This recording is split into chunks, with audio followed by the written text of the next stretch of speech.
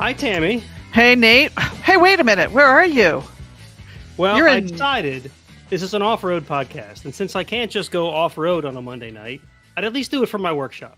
There you go. Nate's garage. So it looks pretty clean from some scenes I've seen in your garage before. Oh, that's, because you can't see, Oh, the messy stuff? Yeah, so, there's all this stuff that came off the Dana 60 that's laying here. Uh-huh. There's all that, which is, oh, yeah, miscellaneous use that's what I've seen area. before. But that's the area I've been working in. Sorry, I'm Uh-huh. looking away from the mic now. That's fine. That's why that's clean. That's where the Jeeps usually park, so it has to be clean. Yes, because you need to get it inside. Yeah, if it wasn't clean, then and to be honest, I've gotten a lot better about my workshop than I used to be. I used to have a whole bunch of crap in here that, let's be honest, I was never going to use. Sometimes it's good to declutter your stuff. Yeah. Gives you a But I mean, I fresh actually had to perspective. clean a workspace off on my workbench here to fit my laptop and the mixer and stuff to get this done. So I think it's getting to the point where the shop needs a good cleaning again. Time for fall cleaning. Is there such a thing as fall Yeah, cleaning? sure. Why not? Right. Yeah. Right. And to be honest, this has been a couple months worth of, I had that area back there pretty cleaned up, but then I had to pull the table saw out for something. And then I got stuff cluttered on it and then didn't put it away because there's stuff on it. And I got to put the stuff away to put the saw away. So you know how that goes. Yep. It's like if you give a mouse a cookie. Yeah, right. It's just like this total snowball effect of stuff. So in case you just randomly tuned in and you're like, who are these people and what am I listening to? We are listening to the Off-Road Insiders podcast. I'm Tammy. That's Nate. And we're here every other Monday night live. You can catch us on Instagram, the Off-Road Insiders, Facebook, and we have a website. And this is our hobby. We do this in our free spare time. Both Nate and I are on social media as SWB Crawler, and I'm Jeep Mama. So we just added another social media thing to do to our list of stuff. Yeah. Because we don't have enough to do with social media. With our day jobs. Yeah. And social media and content creation. So we also do it on the side as a hobby, for fun. This is my side job. Yeah, right. Yours too, because you have SWB Crawler, I have Jeep Mama, and then we do this as the side. I mean, you could say this is kind of related to the YouTube presence, but yeah. So I have Speaking a of snowball leak. effects, right? Yeah.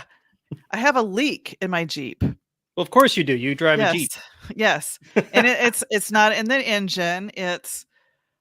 When I get in the Jeep, I kept smelling this, like, God, this musty smell. Did I leave some food in here or what? So I go on the back seat, and in the back seats on the floorboard, my carpet is squishy. Never a good sign. So I lifted up the carpet.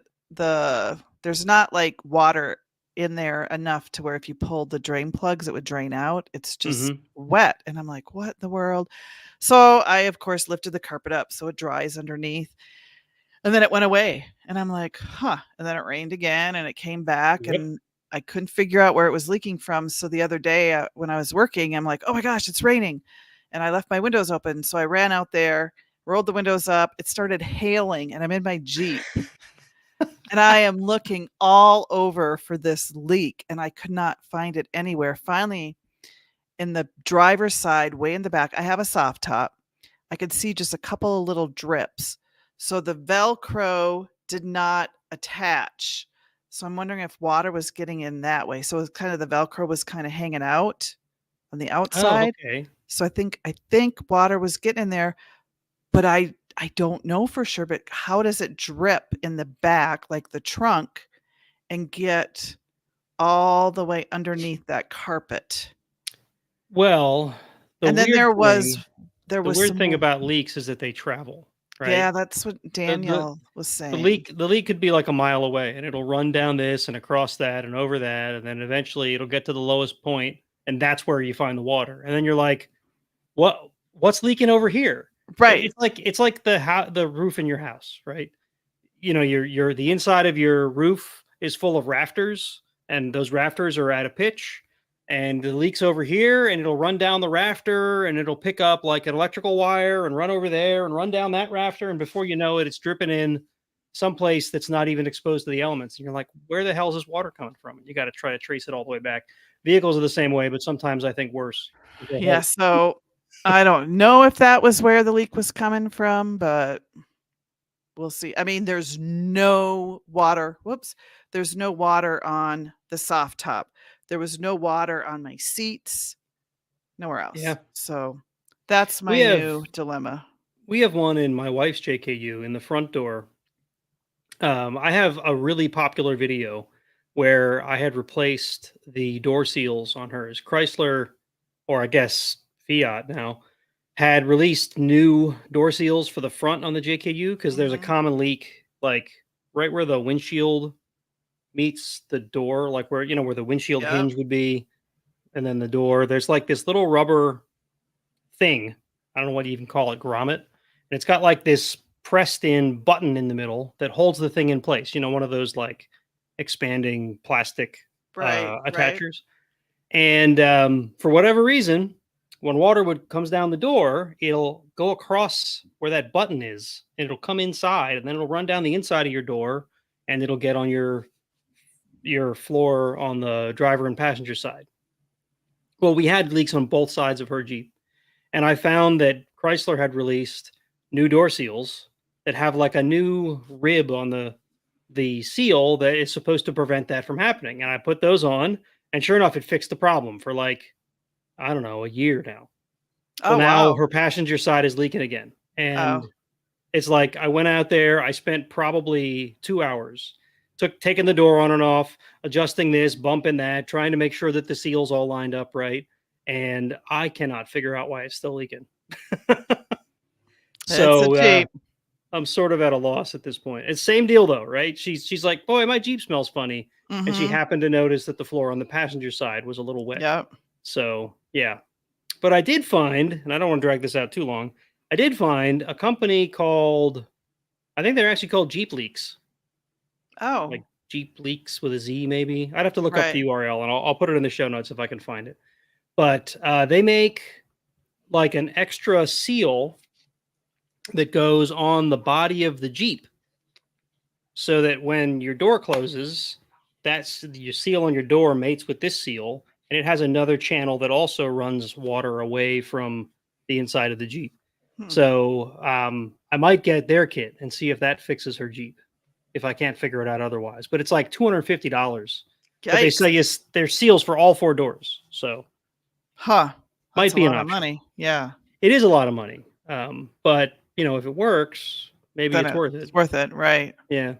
So I wrote the guy to find out, what the seals are all about, and see if maybe we can work out some kind of a deal. Because, like I said, my other video is all about leaks. People are really interested in why their Jeep leaks, and maybe I can work with the guy, right? Yep. Maybe some kind of affiliate deal or something. Who knows? We'll see. Right. Either way, I'll probably end up buying them eventually. But you're right. $250 is something you don't just like impulse buy. Right. Not me think about it. Yeah. No, same here. Yeah. So community corner today.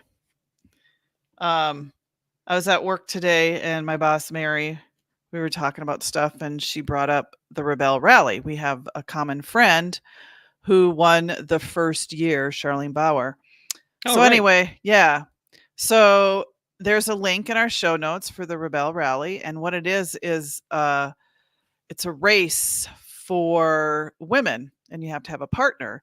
And it's kind of like a GPS off-roading, overlanding race, 2,500 kilometers across Nevada and California. They call it a rally, right? A rally race, isn't that what they call that? Where they give you GPS coordinates that you have to get there. It doesn't really matter how exactly. You just need to get there. You have to get, I think there's checkpoints and yeah. Anyway, it's no GPS, no cell phones. It's like old school navigation with maps and compasses and all that kind of stuff. Anyway, so pardon? Like pirates. Yes, our matey. Anyway, your Your So sight glass and your we were just talking bar about charts.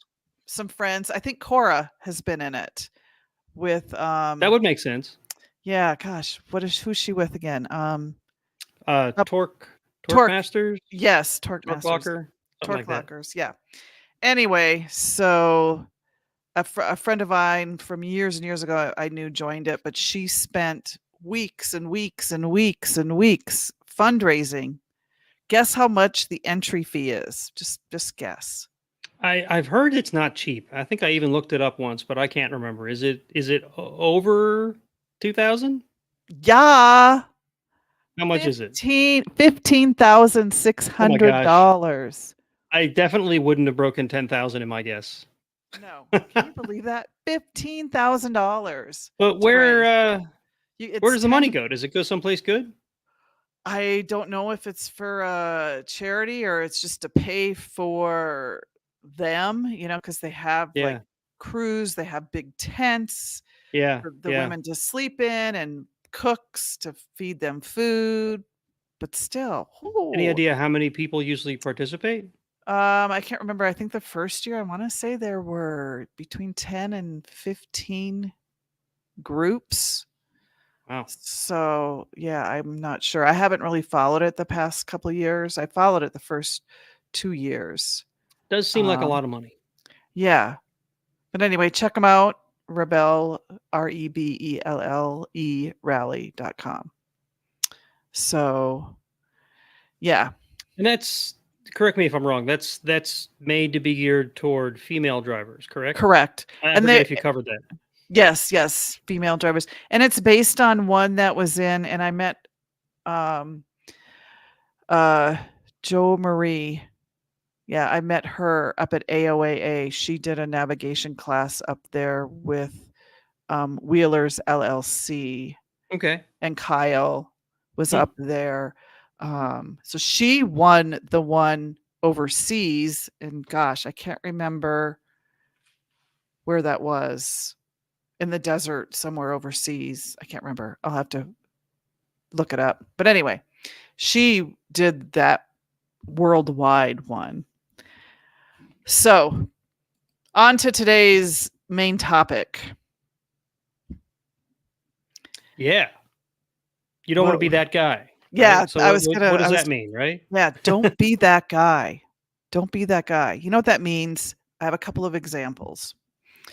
I was in Escalante Canyon in Colorado. Super beautiful trail in the canyon. And it's basically like a dirt road. There's really no obstacles that winds in and around. So there's tight corners that you can't see around. So Right. we're driving in our Jeep and we're just cruising along Jeep, pace. All of a sudden you can hear them. Here come the side-by-sides. And they're whipping around these corners and you're like, slow down because you can't see who's coming around the corner. Yeah. And so we slowed down, pulled over, waited for them to go by. And there's a guy with his wife, I'm assuming his wife, and kids in the back of the Razor. And he's driving by. He waves at us, but he toasts us with his beer in hand as he's racing on the trail. You got like all the bad examples in one story. Good job. Yeah. Nobody died in the story. Yeah. So that's a good story. No, yeah. Don't be that guy. Yeah, I have a similar story, except there was no alcohol involved. I was leading a group. I forget if it was the Jamboree or one of Kyle's groups, but we were coming out from the west property of AOAA, and there's a relatively blind turn where it kind of snakes one way then the other on the way out, and we're almost out of the park. And I could hear, again, this was like a Can-Am, a side-by-side, something that's designed to go fast on the trail where Jeeps don't necessarily go so fast. And he's coming the opposite direction, and he comes zipping around the turns, and there was somebody else in a side-by-side that we were pulling over to let them pass us. And the guy zipping around the turns almost went head on with the guy that was passing us. I heard him coming and I'm like, that guy ain't stopping. So I quick waved to the guy that was trying to pass us to stop. And luckily he did. The guy coming the other direction had to like swerve off the side of the trail to miss hitting head on with the guy that was passing. I know there's a lot of people involved in that story, but I think you get the idea. Right. But yeah, same deal. It's like I get it. You can go fast with those things, but when you're on the access roads where you're gonna have a lot of traffic, maybe, just maybe you should slow it down a little bit. just a little, maybe. Yeah. Well, the other thing about speeding through the trails like that, I was on Porcupine Rim. I think it was Porcupine Rim. I think that's the name of it, in Moab. It was my first time in Moab, and I had rented a Jeep, and I had a trail guide with me, and he took me to this trail because it's very unique. It has several different kinds of terrain, and we get into this soft sand, and I can see it's like the sand is starting to bank up, almost like the NASCAR racetracks, where it banks. And he was explaining to me, and then you see where it's like goes really far around the main part of the trail. And that's because these side-by-sides are racing through the trails, and they're pushing the trail out. Yep. And that's not a good thing to do either. Just, stay on the trail. They just don't want to slow down to go over those obstacles. And so they zip around them and stuff. Yeah. Correct. But, That's, and I know you've got some bullet points in here, but yes. That's another thing. Stay on the dang trail in general, right? AOAA currently has some trails closed because it's just a section with a couple of puddles, right? They're not even crazy puddles. They're puddles that if you take your time, you can go through no problem. You can even zip through them if you want to. They're not even particularly dangerous or anything. But people have been skirting the edges of them, and I do that, especially if I'm in a group or if I'm wheeling a lot. I don't like to get the undercarriage too wet because that just increases the maintenance that I have to do. But you skirt it, but you stay on the trail. Well, a lot of people just kept skirting further and further and further until eventually it's like this wide berth around the and then people were taking like extra bypasses around the bypasses, and you have all these unintended trails. And this year for the Jamboree, we were up there scouting, and we're like, why is this trail closed? And we talked to Dave, and he says, because too many people have made too many extra trails. So we're letting nature regrow over all the stuff that wasn't supposed to be a trail. And then they're going to reopen it in a year or two. So, yeah. Yeah. Well, and they've made a deal with, because aren't they reclaiming that? It's an old mining, if I remember right. So they have restrictions they have to follow to keep open, from what I understand. I don't know if it's as strict now as it was at the beginning, but in the beginning, the EPA was very interested in how well AOAA was taking care of the land. And over the years, it doesn't feel as strict. I'm sure they're still watching, but I think they trust Dave now. They trust the park now. But in the beginning, we had to be super careful. You couldn't cut down a tree that was bigger than a certain size. You couldn't cut through land that wasn't already a trail. If we were making a new trail, we had to get all kinds of approvals and stuff. And then we had all these regulations we had to follow about what we were allowed to cut down and what we could cut through and all that stuff. Like I said, it doesn't feel quite as strict now, but I could be wrong. That might just be because we've all gotten used to it. I don't know. And it is because of the trees that you can't cut down. I remember when I went there out there with you, being in a longer wheelbase, the 4-door, I was doing like 60-point turns to get around some of the trees because there are some tight squeezes there. Yeah. There's still obviously especially newer trails are going to be like that. As they get worn in and people figure out the right lines, they get a lot easier. And before you know it, you don't even notice how tight they are anymore because you just follow the tracks from the guy before you. But yeah, some of the newer trails, they're definitely like that. You're definitely weaving in and out. And you got to watch. Because again, that tree that you're trying to weave around, it was just a little too big. We weren't allowed to cut it down. So we're going to talk about trail etiquette. You can find some of this stuff or more information on treadlightly.org. They're an organization that, and not just for off-roaders, but for like hikers and mountain bikers. It's just a really good organization to keep our trails, safe, clean, environmentally good for the animals, all that kind of thing. Yeah, and it's tread lightly is following the tread lightly principles is a great way to keep your trails open. Right. Right. So So definitely a I'm good gonna idea. yeah. So one of the first one, and this is more for just like when you have group wheeling, it's kind of a trail etiquette because I have been with groups who do not follow this. A girl in Colorado I was wheeling with one time, she just started taking off and she thought she knew where she was going, and we're all like following her because she took off before me, who was the trail guide, and she just starts driving. And I'm like, you don't even know where you're going. And she totally went to the wrong place. And I was trying to catch up with her. And you lose people that way. So you have a trail guide.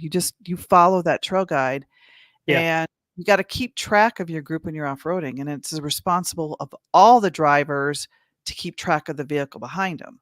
So you Yep. let the trail guide go first, and then you have a trail gunner, and you just keep track of them in your rear view mirror. If you don't see the person in your rear view mirror, stop and Yep. wait for that person to catch up. That's trail etiquette 101. You don't want to leave anyone behind. You don't want your group to get broken up. To me, that's like the first and foremost. Keep your group together. Yeah. And even if you're not wheeling with an organized group, we're using terms like trail guide and tail gunner, and you could even have we call it a mid Mid gunner, gunner, right? yeah. Where you'll have someone in the middle who knows the trails or at least knows the route you're going to be taking. Now, that sounds really formal.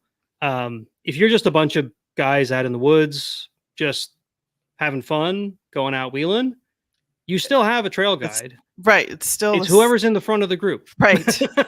Right. They may not officially be a trail guide. They may not have a trail guide flag or sticker or whatever, but they're the leader. And they're the one that presumably knows where they're going. Now, in a less formal group, you get split up or whatever. It's not as big a deal, I suppose, but you definitely don't want to end up with someone lost in a park. Mhm. AOAA is great for this because there is a million, and it just gets worse every year because new trails get cut and whatever. There's a million different turns that you could take. And sometimes you're on a green trail and right along next to it is a black trail. Mhm. You just like veer the wrong way. And all of a sudden you're on a black trail. Right. And So and yeah, if you you're want to keep not the in a group together. park, if you don't know where you're Yeah, going or whatever, you could be on someone's private property. You exactly. could Or you could be in go a protected area. You could right. accidentally end up in some water that you're not supposed to be tampering with, Right. protected wetlands or something. Yep. And that just looks bad for the whole sport. If Yep. if you get yourself stuck out there and you have to call for help, now all of a sudden people know you're out there, right? It gets bad quick. Yep. Yep. Um, okay, here's another one. Don't tailgate. And it's not just about safety, but it's about respect. Yeah. Allow the person in front of you to clear the obstacle before you start going. It's not rush hour. We're not in a hurry. You know, just kind of And back this off a little. this I don't necessarily blame, like the newbie, for example, right? And again, a lot of my experience comes from Jeep Jamborees, and a lot of times we have new folks, right, that don't really understand these sort of rules that we've all come to accept over the years of wheeling. But they know they're supposed to keep the group together.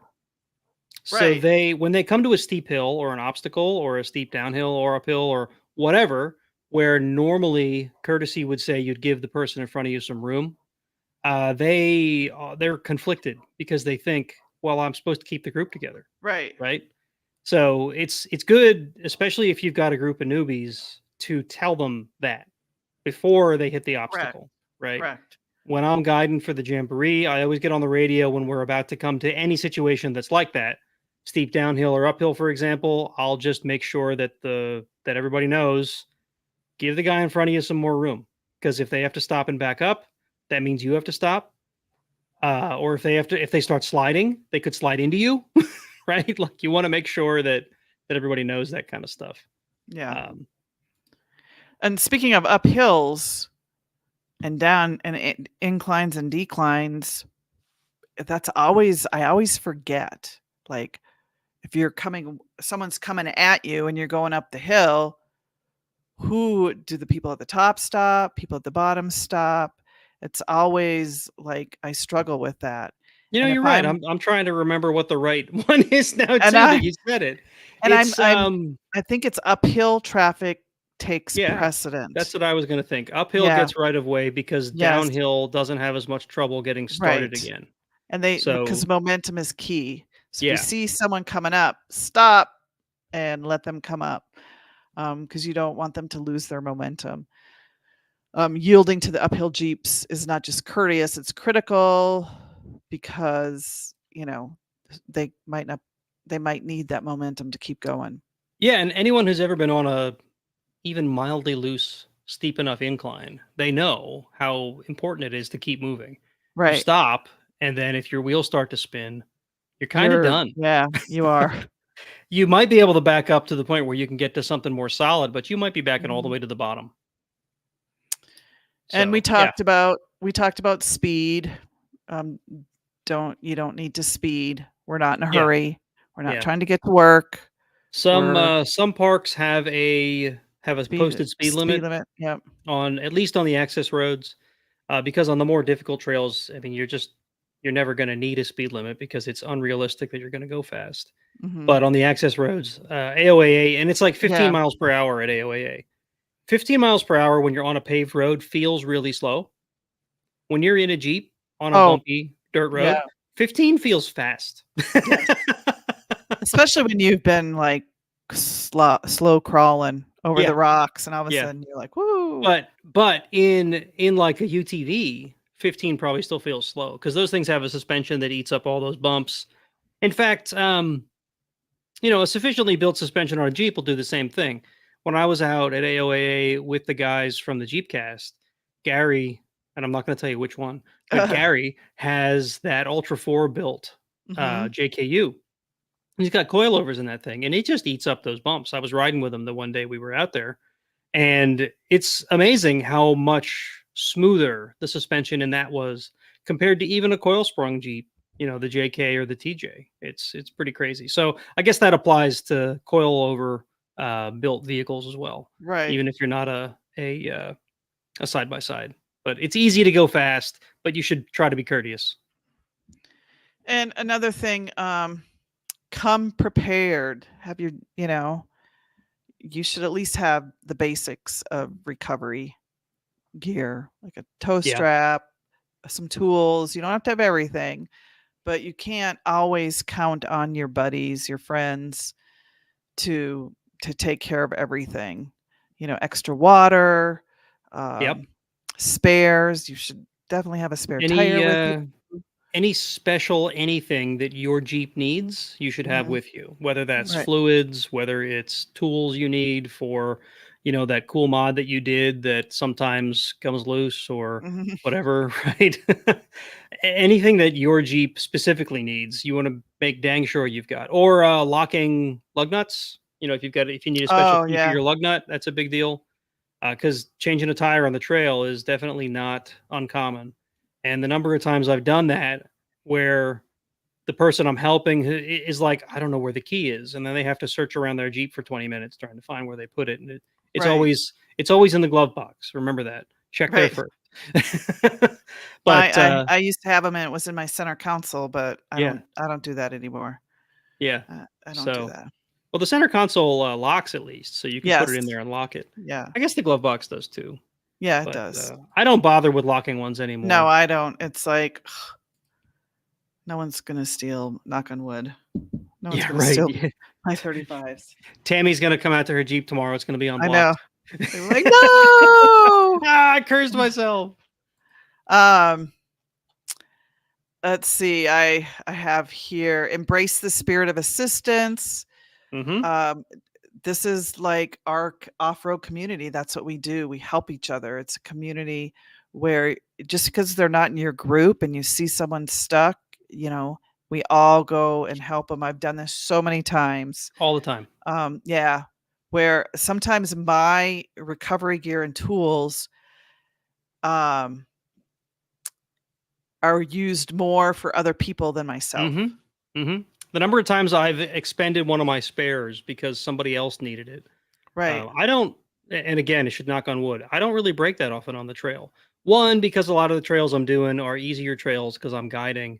Right. But two, because I'm a really conservative wheeler. I don't push my rig harder than I think it needs to be Right. pushed, unless it really needs to, right? And then it's a very short-lived thing, right? It's like a quick bump, and then I'm back to conservative mode. Right. So I don't break that often. But a lot of the times, the spares that I have with me go to other people, Mm-hmm. and I don't mind doing that. Sometimes, they'll give you something for it. Sometimes they won't, and I don't look for anything. One time we were coming back from. In fact, it was another day that Penny and I were out doing some trail maintenance for the jamboree. We're on our way back, and we come across a group that's pulled over on the side of the access road on the way out of the west property at AOAA. And there's a guy in a TJ in the front with his hood up. And as we're going by, I was in front. As we're going by, I stop and I just lean out and go, "Hey, you need anything?" He goes, "Not unless you got a fan belt for an AC 4.0." I look at him, I go, as a matter of fact, I do. "I think I do." And he looks at me like, "You do?" Sure enough, because I had replaced my fan belt trying to troubleshoot a squeak I was trying to fix underneath the hood. Turned out the fan belt wasn't the problem, and the one I took off wasn't in terrible shape. So I thought, fine, I'll keep it as a spare. And sure enough, came in handy. Never know. Yeah. Yeah. Those are always the best moments too. And I think some people get annoyed if like the group breaks down or they stop to help someone. But some of those memories are my fondest memories of like, Yeah. I remember some guy was stuck in the mud, and I think it was at AOAA. I can't, or Rush Creek, one of the two, but he was dug deep and they're trying to pull him out and they're trying to hook up this tow strap to his vehicle and they couldn't get the shackle off. And I'm like, "Hey, I have this soft shackle." And they're looking at me like, "Oh, you're just some dumb girl. You don't know what you got." And so I brought it over. I'm like, "No, seriously, do this." And I showed them and they were like, "Oh my God." Yeah. And they got him pulled out. And just like, I'll always remember that. And, I always remember the moments where, because you kind of have like a little bonding time, a little community, you know, I can't think Another. of another word, bonding, but they're great Yeah, I know what memories. you mean. Camaraderie. Camaraderie. Thank you. Yeah. Yes. Another one. If this just happened this year, it was the second day of the jamboree. I was bringing the whole group back. Day was almost over, and I took a trail that I wasn't even. It was initially I had it in my plan as like, if we had enough time, hit this one, but if we don't, skip it. On the first day, we skipped it. The second day, we were just a little bit earlier, only a couple minutes. And I'm on the fence. Do I take the trail? Don't I? Like, yeah, whatever. We'll take it. I took it, and I come across this guy and his girlfriend or whatever she was. Um, they're on quads, and he looks like he's about to cry. Aw. Right, but he's trying to hold it together because his girl's right there with him. Right, and I'm like, "Hey, you need any help?" Because they're just pulled off the side of the trail. And he goes, "Yeah, the quad's broken down. You got a tow strap?" I'm like, "Yeah, I can at least tow you back to the access road, and then maybe you can push it out from there." Because I had guide duty to finish up. And so I get out and I start getting my strap out and stuff, and then my tail gunner comes up, and him and the guy that rides with him are both ATV guys, right? Like, yes, they guide for the jamboree. He's got an old CJ5 he guides with, but Mhm. most of the year he's doing ATVs. And he's like, "What's the problem?" He goes, "Oh, the chain had popped off." And his name's Davey. Davey goes, "I think we can fix that." And I'm like, "All right, Davey, can you hang out with him or at least get him back? And then I'll take the group." And I did. And 5 minutes, Davey's back up with the group. And I'm like, "How'd Awesome. it work out?" He goes, "We got the chain back on. He's fine." So I love those moments. Yeah. Yeah. And Actually, and again, right? It's like there's a I mean, you could probably tell from some of the tones we've used when talking about those ATV guys in some of our trail etiquette examples and yeah, stories here. There's a little bit of tension between, the smaller, faster ATV vehicles and the full size vehicles mhm, because they're sort of in different classes and they don't always jive, right? correct. But, in this case, whatever. We helped the guy out. They got back safe. It was close to the end of the day. The last thing I want is for that guy to be out there after dark. stuck in the middle of nowhere. Yeah. So, yeah, sometimes you got to put that stuff aside. Yeah, one time we were in Colorado, we were coming off of Medano Pass, and it was late in the season, and it was cold, and we came across, and I kind of wonder if these were even they were in a vehicle they shouldn't have been on out there. They had no shoes Yeah. and they were in shorts, and it's like it was going to get below freezing that night, and their vehicle was totally shot. They should have never been out there. So we towed them out, at least to the parking lot. And they gave us, for our help, those battery packs that you could charge your own vehicle with. I forget what they're called. They gave Jump pack. us jump pack. They gave us 2 of them, and I'm like, they had a whole trunk full of them. I think they were I think they had I wonder stolen where they them, came but from. right. And, they were kind of like shady characters, like maybe they were on drugs or something, but,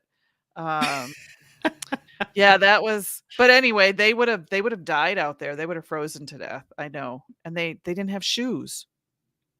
There were no shoes in their vehicle or on their feet. It was so bizarre. I mean, some people like to be barefoot. Yeah, I guess. You never know. Yep. We can't judge, Tammy. We can't judge. I know. So, another thing is avoid dusting. This is when it's really dry out, and This is tough. Yeah, it is hard, but I mean, Do your it's best, though. something Yeah. you do your best, because it's gonna impair the visibility of other people, that type of thing. So, like, especially if you're on those long stretches. Yeah. And all you really have to do is go a little slower. Correct. Just And a little that'll slower. You're yes, not gonna prevent it 100%, dust will but still come up, but you won't have a yeah, thick cloud of it, right? right. Yeah. And I don't know if you have this covered later, but rooster tails. I don't Rooster know. tails. Is Yeah. that wheel Well, spinning? yeah, well, not just that. That was my next thing, but go ahead. Well, then good. It's a good segue Yeah. because the number of times this happened at 3 or 4 times, I think, to me at AOAA, where you're crossing behind, and again, this is commonly a UTV. I hate to sound like a broken record there, but every time it's happened to me, it's been another UTV. You're passing behind them, and as they go to pull out, they just jam on the gas, and they send a rooster tail of not just dust, but rocks flying everywhere because, the trails are loose. They dig up not just the dust, but rocks. And I don't know if they don't realize what they're doing or if they're just being dicks, but Right. and I was right Don't behind be them. that guy. Don't be that guy. Yeah. And I had the top and doors off, and Oh, he yeah. floored it, and I got pelted. I mean, I actually got hit with rocks. Yep. Well, and that's So another thing too, when you're with Jeeps, who have their tops down and they're wheeling, yeah. the dust and the Yep. rocks flying, you gotta be considerate of those people in Jeeps who have I their tops down. I keep a neck gaiter in my center console just so that I can throw it on. In fact, now I have an RZ mask, which, if you're not familiar, they actually have a carbon filter in them, Oh, so yeah. that they're better filtration than just a simple face Piece of covering. cloth. Yeah. But I have the face covering as like the secondary, as the backup. Or like if my wife or one of my kids is in the vehicle, I give them the RZ mask and I put on the neck gaiter. Because my lungs are already shot after all the crap I've breathed in this workshop. Yeah. I kind of worry about being in a shop myself, but Yeah. So this kind of ties in. Wheel spin is a no-no. Yeah. Not only is wheel spinning going to result in it could result in 2 different things. You're going to start throwing rocks and mud on other vehicles and other people that could be out watching you on the trail. You're going to tear up the trail, and you could damage your vehicle.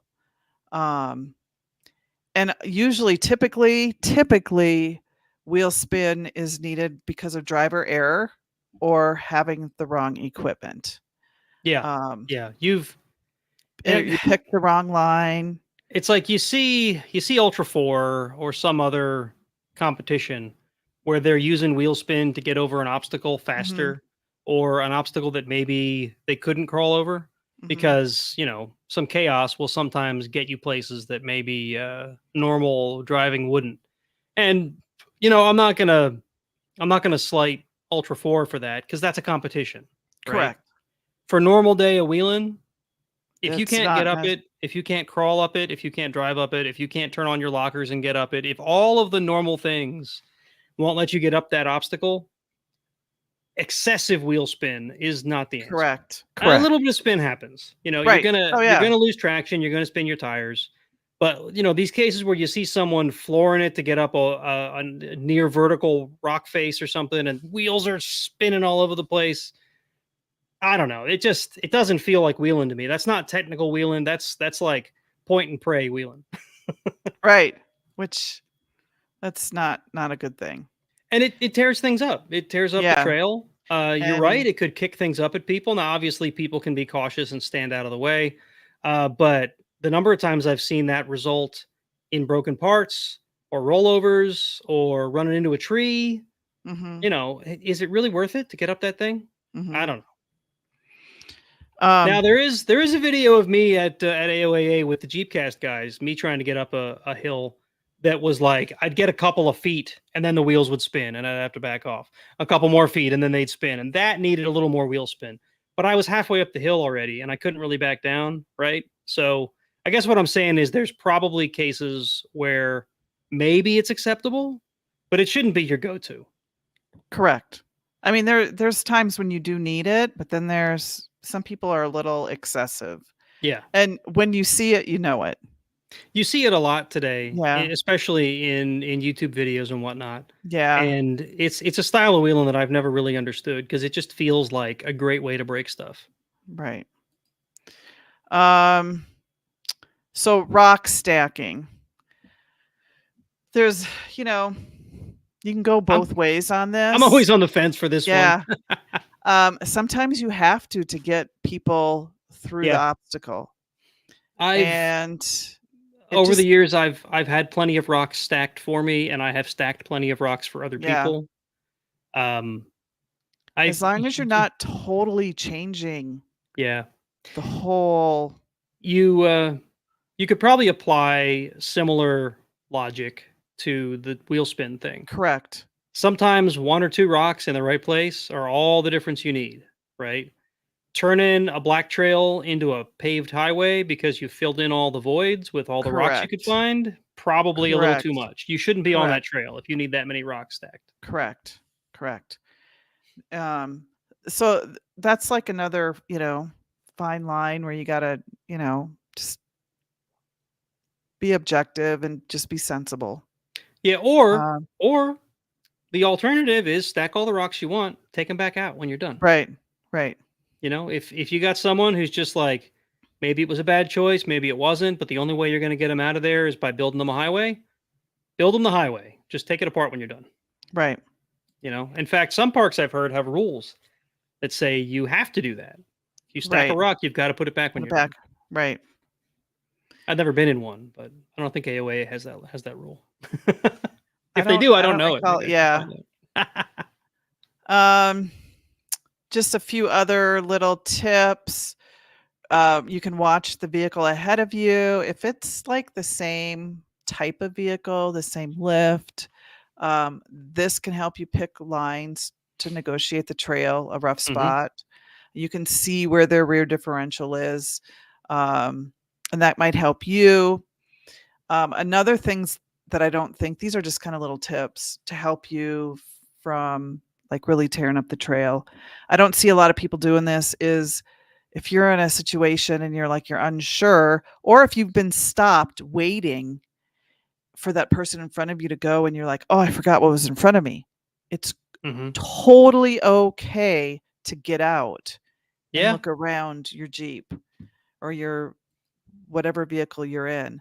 I mean, I think that doesn't mean that you're a bad driver or you're a bad off-roader. I think it just that's a responsible thing to do, not only for the trail but for your vehicle. Yep. And to tie it back to etiquette, if you're the one behind that guy in line, don't get impatient. There Right. They're just trying to have a good time. They're trying to have a good day and Right. not break stuff and not get stuck. Because if they get stuck, you're going to end up waiting even longer, right? Right. Yeah. Same goes for if you're behind a large group. If you're in a different group, this has happened to me at the jamboree as well. Jamboree groups move slow. They're a bunch of newbies usually. Where we 15, 20 jeeps sometimes in a group. The group moves slow on the access roads. And we've had people come up behind us. This is when I was doing more tail gunning than I was leading, where they get super impatient. And this has happened to me with ATVs and with full size rigs. One Hmm. guy was even a Jeeper, and he's just like yelling and blowing his horn and calling us names. It's like, What the? really? Like, is it really that bad? We're not on the. Sorry. We're not on the Beltway here, people. Exactly. Now, whatever. He had somewhere to be. But if it was an emergency or something, sure. Say Right. something, we'll get out of your way. But this Right. didn't seem like an emergency. This was impatience. And that's just, yeah, Yeah. not okay. If you have to make several attempts at an obstacle, speaking of long lines, and there's a long line of rigs waiting their turn, and just move aside, let them through. And there is absolutely nothing wrong with being winched through an obstacle if you can't make it on your own Yeah. after a reasonable number of attempts. It's And totally okay. this is actually probably a good thing that you should talk about in your group before you hit the trails for the day. Some groups roll with some rules, and one of those rules might be 3 attempts and winch. If you can't make it in 3 attempts, then you get the winch. Right. You know, and obviously this isn't like a law. This is Right. It's just they'll like, oh, you were almost there. Let's try again, right? right. It's not like something you're going to be penalized for, but it's just a good rule of thumb, Hmm. to keep everybody happy in the group. Because if you got one guy that's just like, no, I can do it, and then they can't, but they And insist they can, you're like, okay, we're on your 20th try. yeah, can you please stop? Right. So yeah, And last but not least, leave your ego at home mm-hmm. and don't let others pressure you into something you're not comfortable with. And, I've been made fun of so many times because I take a bypass. I don't care. You know what? This is, well, I'm not paying it off anymore. I'm making a $600 a month payment on this thing. This is my daily driver, and I'm not taking any chances. I can't afford to, break down. And if I don't feel comfortable that day, I could be tired, I could be exhausted. Oh yeah. I'm going to take the bypass. Sorry. Absolutely. I mean, what I mentioned Call about me. puddles earlier, right? It's Right. like I I don't like water crossings. It's Oh, I not hate them. Yeah. not because I can't. I've done it plenty. I've got pictures of my Jeep in water up to its headlights, which is about as deep as you can go in a Jeep if you didn't know. Right. And I've done it. I can do it. I don't like doing it Yeah. because water and mud, they get into stuff. And And I don't want to clean that crap up. well, Yeah. not just clean, but you know, water gets in your transmission, water Oh, gets in your differentials, yep. or worst case, gets in your air intake. You are in for Dead a in the world of hurt. water. Yeah. Yeah. Differentials, of course, they won't leave you sitting, but you'll find out later. Yep. So, And and that's what I really don't like about water. So when I come to almost any puddle, almost any water crossing, I will go as far to the side as the trail lets me. And I don't care if people think I'm a pansy for doing that. yep. Most guides do that Yep. because we know we're the guys that are going to be at home greasing all the joints up and draining the dip Right. and making sure everything's good. Yep. And you don't need to make So fun of people. And exactly, that's typically the other side of that. I very rarely run into people who do that. Very Now, rarely. there's Every a once in a difference while. between like friendly jabs and Correct. like legit making fun of people. There's Right. there's a difference, and when you've crossed the line. Yeah. So, and like we said before, always practice the leave no trace and tread lightly ethics. And you can go to treadlightly.org for those. And there will be a link in our show notes. Yep. Um, and so there you go. Don't be that guy. Don't be that guy. Don't be Yeah. that guy. I've got so many stories of rude people Yeah. on the trails that it just it doesn't have to be like that. There's no No. reason. There's really no reason to be rude to other people on the trails. If they are rude to you, you still shouldn't be rude to them, right? Like you could be, you might feel justified, but what does it get you? It Right. really doesn't get you anything. It just gets two mad people instead of one. Right. There's no need for road rage. Yeah. So I keep looking like right here. I'm like, God, what is that on my face? But it's a spot on my computer right there. It's been bothering me. On the But screen? yeah. There's no need for road rage off-roading. Yeah. Yeah. So All right. Well, we are close to the time, but we only had one yeah. news article. Should we Yeah. move into that? Yeah, well, it's a pretty long one. Yeah. Well, I didn't read it anyway, just to be Yeah, honest. I've kind of been scanning. I've been scanning through it. Nate was a little busy. It's Setting all this up. Yeah. It's yeah. like 20, 30 minutes before the show started. I'm Yeah. like, I Oh, wonder. I got this great idea. I can do this. I've got a laptop. The mixer's easy to move. I'll just do that. Yeah. I So showed up 15 minutes before the stream and I'm still getting the camera adjusted. And Tammy's like, what are you Right. doing? So August 19th, 2024, Motor Trend. 2024 Toyota Land Cruiser versus Ford Bronco Sasquatch versus Jeep Wrangler Rubicon 4xe comparison test. Weekend Warriors. So it's an article and it's a long article. There's some videos in here. But it's more than just comparing them in the off-road, like rock crawling type situations. They decided to take these vehicles on a camping trip. And they compared them side by side in many different things. And they went to Coyote Flats in Southern California. I know like and nothing about the 2024 Land Cruiser. Um, Sorry, I didn't mean to interrupt you. no, I'm that's just, all right. I'm thinking to scanning myself, through. like, why did they choose a camping trip instead of the usual stuff? Motor Trend is usually all about Yeah. like push these things to the limit. But I'm trying to look like, Right. are one of the vehicles maybe not capable enough that they thought it would be an unfair comparison? But no, they all look pretty Right. capable. Anyway, And I'm sorry. and they just like rather than push these vehicles, the Bronco, the Rubicon, and the Land Cruiser to their limits in a rock garden, they decided to go camping. And I think overlanding is just exploding even more since it got I mean, really, really big during the if pandemic. if my job let me take a vehicle I didn't own and just go chill out camping for a weekend, I might take that too. Yeah.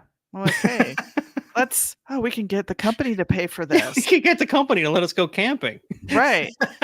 So, and they just have to write this little article. So anyway, I'll let you all read through it because it goes on and on and on and Is on. there like a winner, or So did they just kind yeah, of rate each one? there's third place was the 4xe Rubicon. The pros were best tires. It had a factory winch, and it was quiet crawling in the EV mode. And really, truly, my son and I were talking about this last night. He has a Tesla, and he gets really annoyed when people. Well, his dad was like, "Oh, it's dumb. The Teslas are dumb. Blah blah blah." And now his dad has been riding a lot more with him, and he's like, "Oh, this is really cool." And I think you can't really bash something until you've been in it. And I will say, probably true. Those electric vehicles and the self-driving and the quietness, it's really kind of, you're like, "Oh my gosh, this is so amazing how far we have come." The technology is really cool. Anyway, that was just a side note. I don't know. We were just a sidebar. We were looking at. I've been mentioning that we were thinking about trading in the Cadillac, right? Right. Cadillac Yes. has a big old 6.2 liter V8 in it, which is very thirsty but very satisfying when you listen to it. When you just like start it up and listen to that rumble. We looked at a Toyota Tundra the other day, and it's got like a 3.5 liter, I think, turbo V6 in it. It did not have the same feel. Now, electric motors are different because you get Oh, that instant totally. torque, Yeah. right? So maybe that would be a different case, but I don't know. There's something about the sound of a big, nasty, fuel inefficient VM or Oh no, I totally V8. agree. It's just the technology and Yeah, how far we've come. It's like we're in a new era, and you just don't bash it until you at yeah, least absolutely. try it out. We've had some conversations about electric vehicles on this Yeah. show, and I've got my negative opinions about Oh, I them. agree. I've got some positive opinions about Yep. them, but I'm still trying to keep my opinion at least open Be open-minded until about it. yeah, Yeah. until it really. I still feel like the industry is trying to settle on what They're the right model, the right yeah, type is, and and who it's kinda knows, moving a little too fast, maybe. They're maybe pushing it too fast. maybe in a couple years, like hydrogen powered vehicles show up and we just ditch electric altogether. I don't Right. know, but So the cons for the 2024 Jeep Wrangler 4xe Rubicon X: least cargo and passenger space.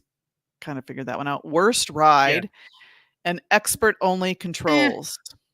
expert only controls. Yeah, I'm not sure what they meant by that. I guess we would have Is to that read the is article. that because you still have levers to pull instead of buttons to push? Yeah, it's Is an that what we expert. consider expert now? Yeah, expert dash only controls. Expert Verdict: dash only still our controls. benchmark Okay. off-roader, but for best experienced wheelers, prepare to spend a lot on cargo and other accessories. Second place, the Toyota Land Cruiser First Edition. Best on road, best fuel economy and range, lots of space for people and gear. It's funny because typically when you buy a Jeep, you're not going to get any of those things. The cons: Yeah, least. in the four-door though, it's a lot better, and I think that's what they have in the test. So it's but I guess as Yeah, compared to other vehicles of they're the same close. size, it's Right, still not as great. right. So the cons: least ground clearance, weakest tires, confusing controls. So that was a con. And then Confusing controls. Okay. yeah. The verdict: the Legend returns as good as ever, but lacking the full off-road capability of the best factory crawlers. So that's the Toyota Land Cruiser. And then the number one, first place, the 2024 Ford Bronco Badlands Sasquatch. Best off-road stats, most comfortable off-road, lots of space for people and gear. The cons: worst fuel economy and range, needs true all-terrain tires, not hybrids, occasionally too smart for its own good. Probably That sounds about right. a lot of computer stuff in there. I remember when Dirt Lifestyle bought his Toyota Tacoma. He did a bunch of wheeling on it before he modified it, which I love to see because I really love to know what these things can do out of the box before you start throwing all kinds Mhm. of expensive parts at them. And one of his biggest complaints was sometimes it wouldn't go into four low. Like Oh, he would tell it to go into four low, and it'd be like, "No, you're not in the right huh, conditions," and it wouldn't go into four low. And I don't know if he ever figured out what the problem was, that's but again, interesting. I've Yeah. I've never owned a Toyota Tacoma that I would have tried to put it in four low to find out. But yeah, he said in one of his videos he compared it to um, with a lever driven four wheel drive. You tell it you're going into four wheel drive. With the electric systems, it's more like you're asking it permission. You say, "Can you Yeah. please go into four low?" Yeah, like And you and just it'll be like, push a "I guess we button. can do that," because I the just computer right. and I can understand, right? I understand why we ended up in this situation. It's because people do things like jam their transfer case into four low while they're still moving, and they Yeah. cause damage. And then they go back to the car dealer and they go, "Well, why didn't you tell me I couldn't do that?" Well, It's the because dumb people, the stupid people are yeah, ruining it for everybody. right, Don't right. don't eat the Tide Pods. Don't eat the Tide Pods. And Uh, you know me, I have trouble blaming the consumer because sometimes there's rough edges on things, right? It's like when you pick up a knife and you cut yourself. Well, if no one told you a knife could hurt you, maybe you wouldn't know that, right? yeah. Um, anyway, I can understand why they're putting bumpers and guardrails on everything, because that's just the world we live in. The So, public, yeah. the general public, who doesn't know how to drive a manual anymore, who doesn't know how to shift a lever from 4 high into 4 low. They need the button that asks Oh, permission. yeah. Speaking of that, we had a vehicle brought in to the shop. She was driving in, was a man, she was driving in second gear the whole time. And just she couldn't figure out what was wrong with the vehicle. Oh, And yeah, no, you have to shift. You keep shifting. So yeah. in a manual? Mhm. Who gave her a manual? I think it was a young girl, and it was her parents. I don't remember the details. I just was in and out hearing. Interesting. Yeah. So Goody. the verdict for the Broncos Sasquatch: drive off the lot, pack your gear, load the family, and head for the wilderness without giving it another thought or mod. So, and then there's a whole bunch of, gosh, a whole list of the comparisons where you can compare them side by side. And there are 64 pictures of this camping. I wonder if Motor Trend would give us a job and we could go do this. Wouldn't that be nice? Yeah. You and I could go. We're going to go test them out in the Rubicon Trail. Oh, next week we're going to do Hole in the Rock. Oh, next week we're going to go down to Florida. We're going to test them in all the terrains. I'm not gonna lie. I've thought about, either when I'm ready to retire from my day job, or if for some reason I were ever to lose my day job, I might consider that. I might look into taking the skills I've learned in the past couple years, doing like the marketing Review type. type Yeah. guy, and turn that into an off-road thing. Mm-hmm. Because you could, right? I mean, there's a lot of similarities. Yep. I work a lot of shows, trade shows, telling people about our products. Off-roady businesses spend a lot of time working trade shows, telling them about products. I have a lot of technical depth and understanding of the products that we have. They, off-roaders, off-road companies have to have people that have a lot of technical depth and understanding of the products that they have to send out to talk to people. I think I could do it. It would take some learning, and it would take a shift in mindset. Probably a hell of a lot more travel, though. If I had to guess. You might have to wait till your kids get Wait till the kids are moved out. Yeah. So there you go. The Land Cruiser versus the Bronco versus the Rubicon. Cool. So speaking of Toyotas, if everything goes as planned, our next show, we're going to have Jake from the Toyota Garage podcast. He is, and I'll send you his email, Nate. Hopefully it times up right. He is one of my coworkers. Cool. And so we'll send him an email and we'll find out all about the Toyota Garage podcast. Yeah, we'll get it set up. So that would be not next Monday, but the following Monday. That it would. Yep. I keep thinking that I'm going to be. No, that's you're out of. Well, next Monday is Labor Day, and then it's the following one. Yeah, I think the following one I'm still. Yeah, okay. I have a trip coming up, but that's the week of the 14th. Yes, so we're fine. Week of the 16th. So September 9th. We're good then. Yes. Good to go. So in the meantime, one more piece of news I forgot to tell you. It's National Dog Day. Oh, cool. Yeah. My dogs probably knew that. They did. With the amount of like snacks they asked for today. Maybe that's every day. That could be. Yeah, every day. I think it's every day. So, meanwhile, don't forget you can find us. You can watch us live on YouTube at Off-Road Insiders. Don't forget to like the video, subscribe, and share with your friends. Word of mouth absolutely is the best. Word of mouth. And you can find me at jeepmama.com and Nate. You can find me at swbcrawler.com. Yep. And so until next time, keep those wheels spinning. Yeah. Are we trying to come up with a tagline now? I actually, AI came up with that for me. Keep those wheels spinning. AI is scary. Tammy, one of these days they're going to take over. They're just. And you have fed them all the data that they need. I thank them all the time. I say, thank you. Oh, you're the best.